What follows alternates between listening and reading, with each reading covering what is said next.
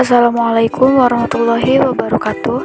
Perkenalkan, saya Ani Mardatilah dengan NIM 2007111631 dari program studi S1 Teknik Informatika, jurusan Teknik Elektro, Fakultas Teknik Universitas Riau. Nah, pada video kali ini saya akan membahas sedikit mengenai use case diagram beserta activity diagram.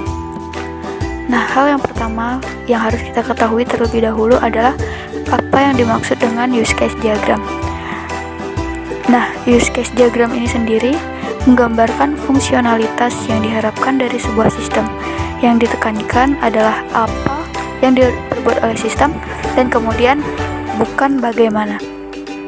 Nah, yang kedua, sebuah use case mempresentasikan sebuah interaksi antara aktor dengan sistem. Kemudian dalam use case ada beberapa sintaks dan konstruk yang perlu kita ketahui, yaitu seperti use case, aktor, sistem boundary. Kemudian ada juga use case modeling, yaitu correlationship-nya seperti association, generalization, extend, dan kemudian include. Nah, di sini ada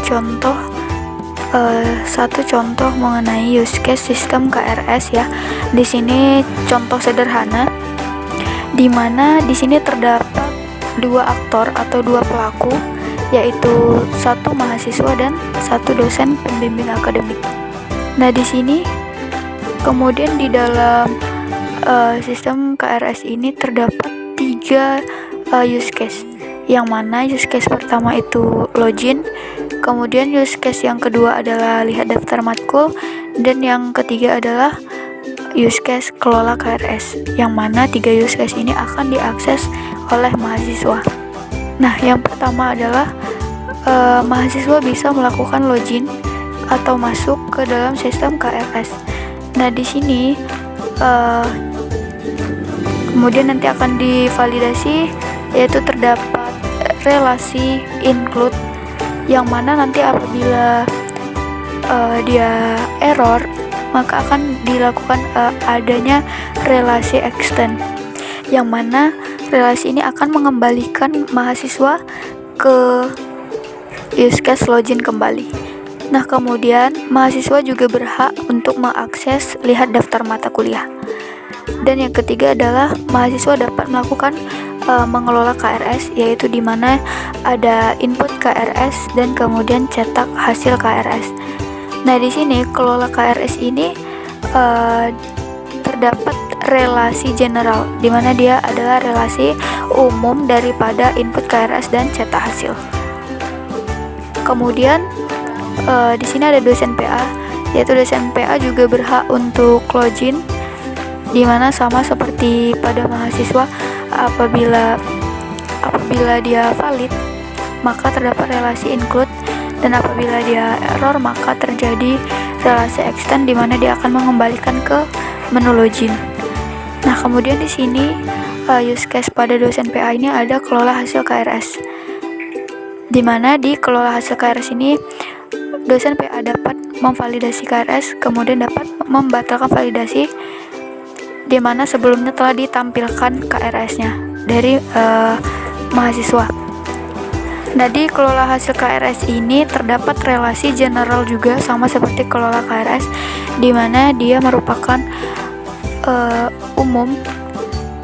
bagian umum daripada validasi KRS serta batalkan validasi. Nah, kemudian selanjutnya adalah activity diagram. Nah, terlebih dahulu kita harus mengetahui apa sih activity diagram itu. Nah, activity diagram menggambarkan beberapa alir aktivitas dalam sistem yang sedang dirancang, bagaimana masing-masing alir berawal, decision yang mungkin terjadi, dan bagaimana mereka berakhir. Activity diagram juga dapat menggambarkan proses paralel yang mungkin terjadi pada beberapa eksekusi. Activity diagram merupakan state diagram khusus, di mana sebagian besar state adalah action dan sebagian besar transisi di-trigger oleh selesainya state sebelumnya atau internal processing. Nah, oleh karena itu, activity diagram tidak menggambarkan behavior internal sebuah sistem dan interaksi antar subsistem secara eksak, tetapi lebih menggambarkan proses-proses dan jalur-jalur aktivitas dari level atas secara umum.